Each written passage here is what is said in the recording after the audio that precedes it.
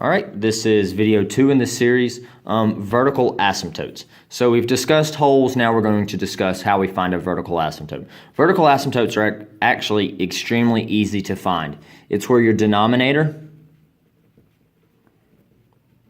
equals 0. Okay, so we're going to set the denominator equal to 0 and solve it. That's going to give me my vertical asymptote. But remember, you have to factor first. So going up to this problem, x minus 3 is already factored. Looking at the bottom, what goes into 2 and 8? That's a 2. So we're going to factor out our GCF and leave it as x plus 4. Now in this problem, nothing cancels, so there are no holes. But to find the vertical asymptote, we're going to set the denominator equal to 0.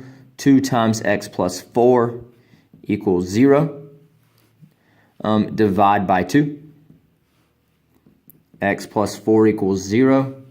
Subtract 4, x equals negative 4. So this tells me there's a vertical asymptote. Just going to abbreviate. Vertical asymptote at x equals 4. Take the denominator, set it equal to 0, solve. That's where you find your vertical asymptote. So let's try another problem together.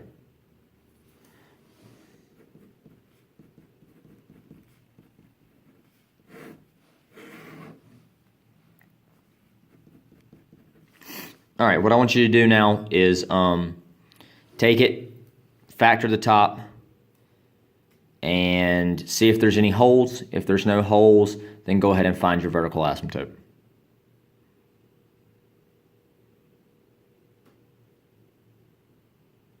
All right, so we should have factored this x plus 3, x plus 1, on the bottom, x plus 2. Nothing cancels. So we take the denominator, set it equal to 0, we solve it, x equals negative 2. That is our vertical asymptote. Vertical asymptote at x equals negative 2. Now what I want to do is go back to a problem that we've done previously. And you did this on your notes for your holes. So x squared plus 4x plus 3 and x squared plus 5x plus 6. This was the first problem that we actually did. We factored this,